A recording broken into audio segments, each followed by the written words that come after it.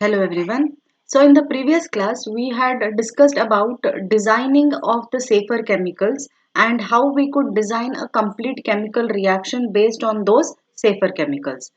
But in a system where solventless reactions could not be followed at all, there comes a concept called as green solvents in analytical chemistry. Now, this is a part of green chemistry where instead of a regular traditional solvents like benzene, toluene could be replaced by various other solvents which are said to be green solvents.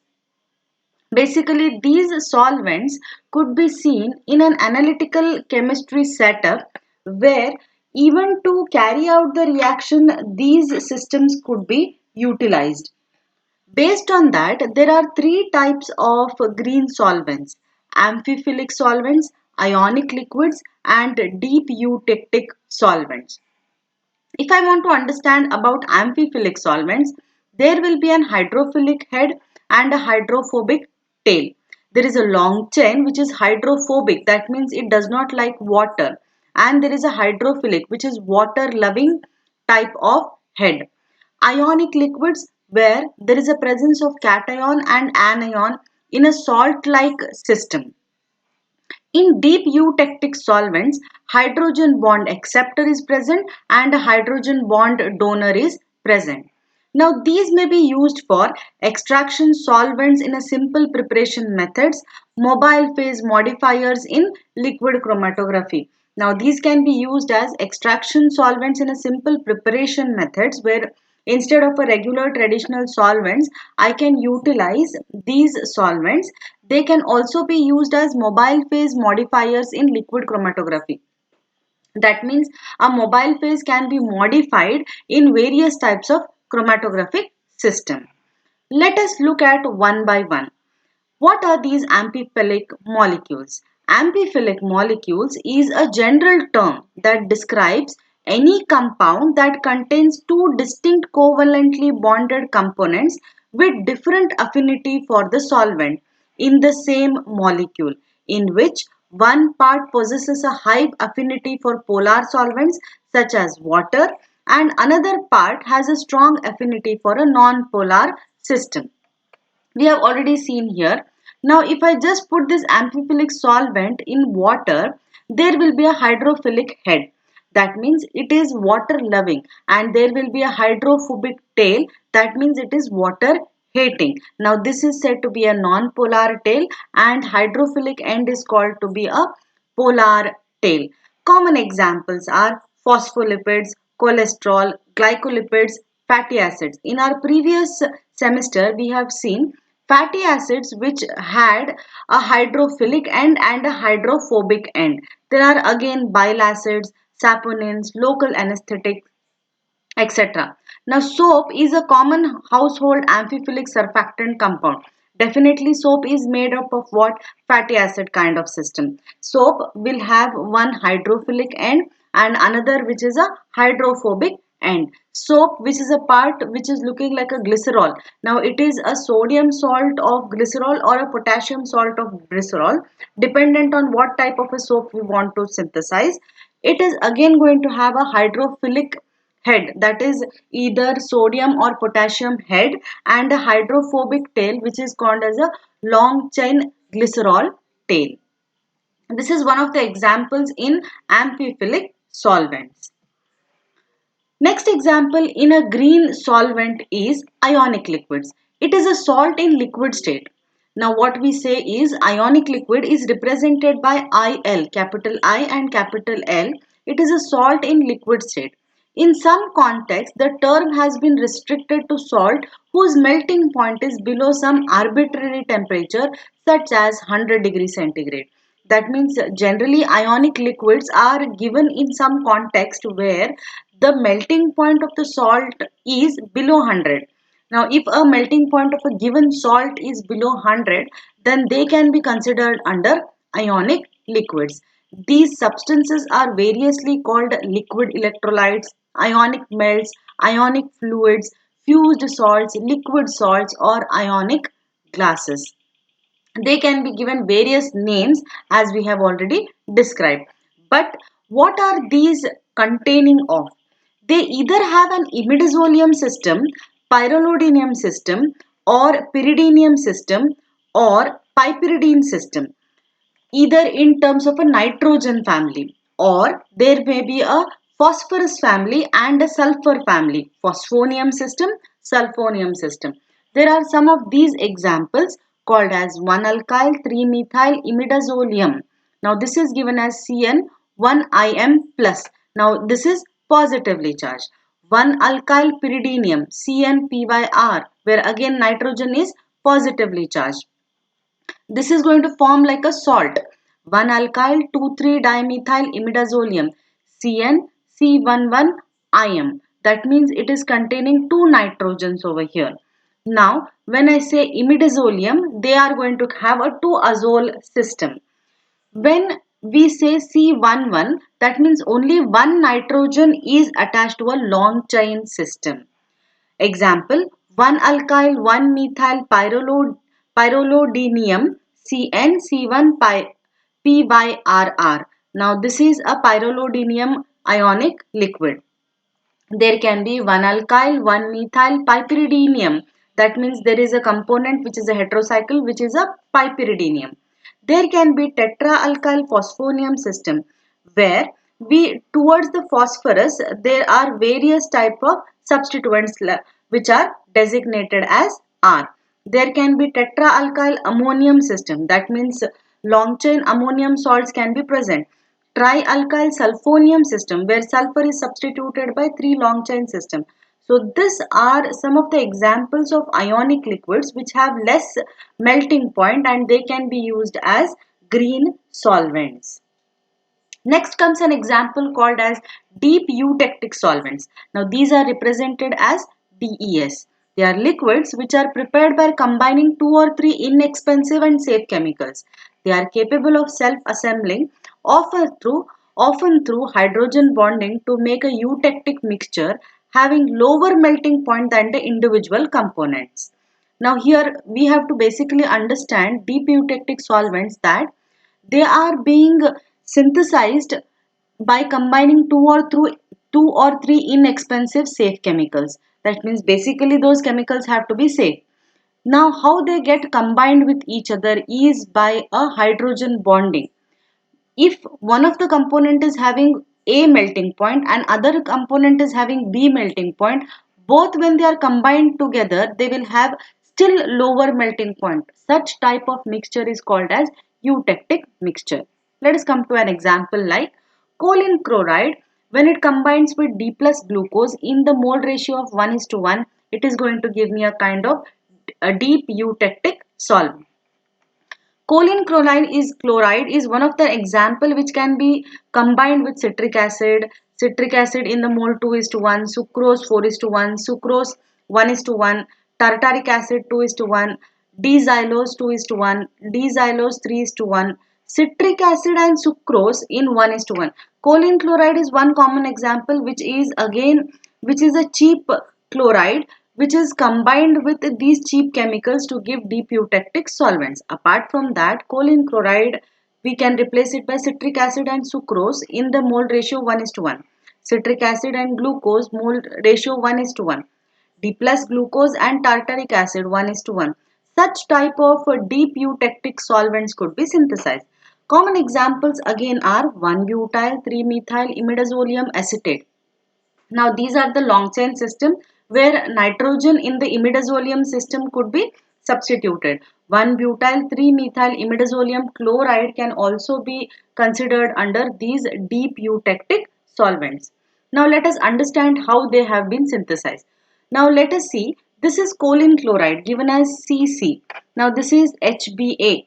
Now this will be ethylene glycol, which can said to be HBD. Now this is hydrogen bond acceptor. Choline chloride is an hydrogen bond acceptor, whereas HBD, which is a hydrogen bond donator. In this way, choline chloride combines with ethylene glycol through a hydrogen bonding phenomena to give me deep eutectic solvent. The same way I can say that choline chloride, when it combines with glycerol and through an hydrogen bonding, I can get a deep eutectic solvent. This deep eutectic solvent can be used as a green solvent. What is a catalyst when we try to understand catalysis in a green chemistry reaction? It is a reagent that participates in a chemical reaction yet remains unchanged after reaction is complete. The way they typically work is by lowering the energy barrier of a given reaction by interacting with specific locations on the reactants. Now, what is a catalyst? It is just going to give me a positive direction to the reaction by reducing EA, that is energy of activation in a energy profile diagram. When the energy barrier is reduced, that means I can get an enough of the compound in a forward direction. Now, for example, if there is a presence of acetophenone in the presence of sodium borohydride and water, it is getting converted to a secondary alcohol with the byproduct BH3 and NaOH which go as waste. This is a stoichiometric way of producing a secondary alcohol. Now, if the same acetophenone system reacts in the presence of hydrogen and palladium catalyst, I will be getting a secondary alcohol without any waste product. Hence, catalytic way of performing a reaction, I shall get very less byproducts or no byproducts, leading to high atom economy.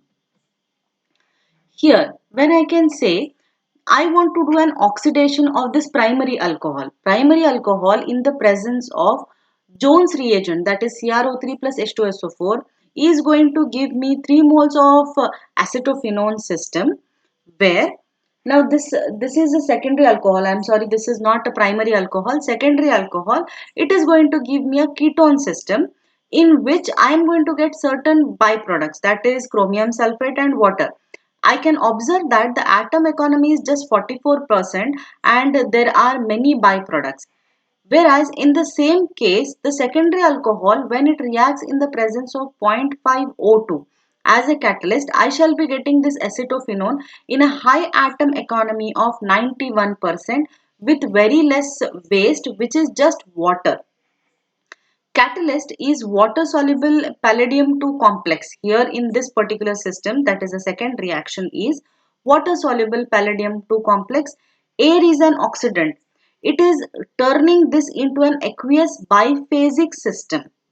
No organic solvent has been utilized. Catalyst is recycled via phase separation. So in the second example, we can see that when this catalyst can be recycled and we can again utilize that catalyst in a next reaction. In this way, I can see that if I make use of a catalyst, there will be a high atom economy compared to that of stoichiometric reagent.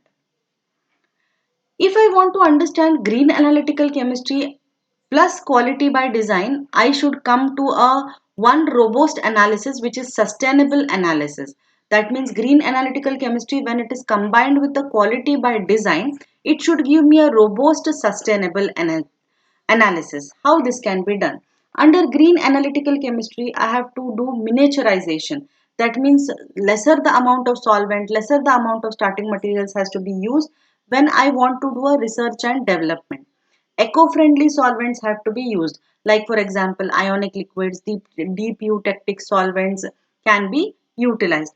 Micro extraction. Instead of making use of a large solvents like 100 ml or 200 ml, if I can do the same extraction within 10 to 20 ml, that is going to lead to a micro extraction. Reduction in the analysis time. Instead of analyzing it for a longer period of time, less amount can be taken and it can be analyzed in a faster way. Less solvent consumption. That means instead of adding 10 ml of the solvent, if I can finish the solvent consumption in just 1 ml, then I can easily reduce the analytical wastage. How can it be done under quality by design? Designing of the experiment in such a way that it should be quick and it should finish off faster under room temperature. Analytical target profile. What is the target that I am going to look for? Whether I am going to look for a NMR protocol or whether I am going to look for a mass Whether I am going to look for any other analytical target has to be preset. No revalidation is required. That means there is no need for doing it twice or thrice. Once if it is done in a proper way, no revalidation is required. Statistical analysis. That means statistical analysis can be done by already comparing with the analysis that has been formed and comparing it with the previous statistics. Before we try to analyze something, we have to know about the quality before testing. That means already the component should be recrystallized. We cannot make use of a crude component for analysis. And design space. That means the space should be small so that a smaller quantity should be utilized for the complete analytical system. Now this can be under the applications of mass spectrometry, HPLC, vibrational spectroscopy, gas chromatography. All this can be applied to these all applications where lesser amount of everything can be utilized so that I can completely do the analysis under a green chemical formula. Now this green chemical formula is nothing but reduce, replace, recycle. Reduce the use of the solvent consumption. If I can replace the same solvent for some other amount of the analysis, and whether I can recycle completely whatever I have tried to analyze, and then it can be again utilized for some other reaction, would be the best robust sustainable analysis. Now, green analytical chemistry can have various types of systems. First one is reduction in the use of solvent and other chemicals. Definitely solventless sample preparation techniques using green media, reduction in scale of analysis, application of direct analytical techniques. We have to see that if we can avoid the solvent, if at all we want the solvent, we have to make use of a green media. Scale analysis, that is instead of 100 ml, can I complete that reaction in 10 ml can be seen. Instead of doing an indirect analytical techniques, if I can apply a direct analytical techniques like NMR. Energy savings. Shortening of analytical analysis duration. That means if I can complete the complete analysis within 5 to 10 minutes. Applications of agents stimulating effectiveness of operations and activities, catalyzers and biocatalyzers. If I want to see the stimulating effectiveness of the operations, that means I should have a proper instrument in which I am going to analyze. If required, I can add a catalyzer and biocatalyzer so that I can finish this reaction in a faster way. Next, shortening of time, delay in obtaining analytical information. Obtaining analytical results online. That means once we start analysis, we have to finish by easy methods. Application of direct techniques.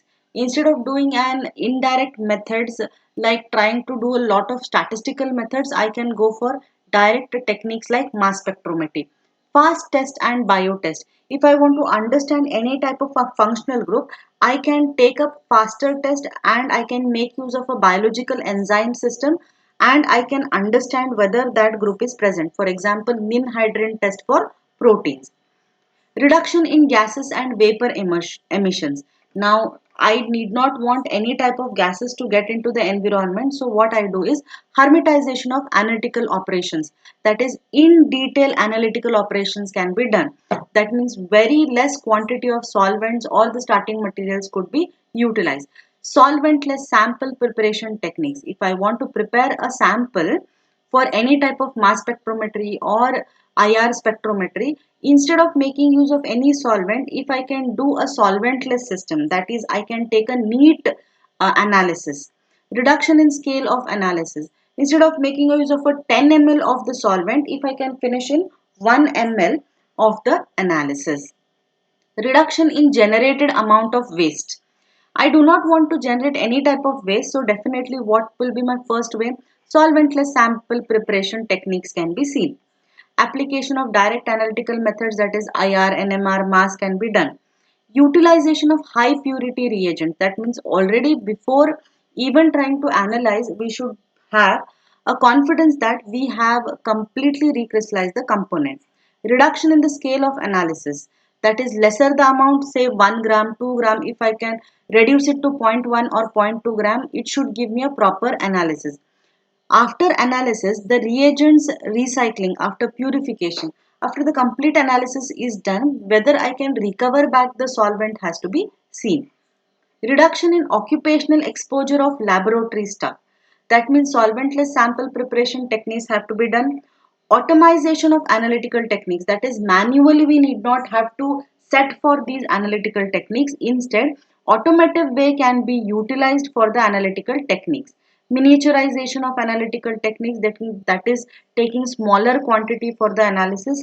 Hermetization of the laboratory operation, that is in detail doing a laboratory operations, and before even the analysis, if I can completely do an in detail recrystallization and then bring it to analysis. So this way we can do green analytical chemistry. So in this system, what we have tried to learn is, instead of a regular solvent, if I can make use of amphiphilic solvents, ionic solvents, or a deep eutectic solvents, how we can compare a catalytic way to a non-catalytic or a stoichiometric method could be done.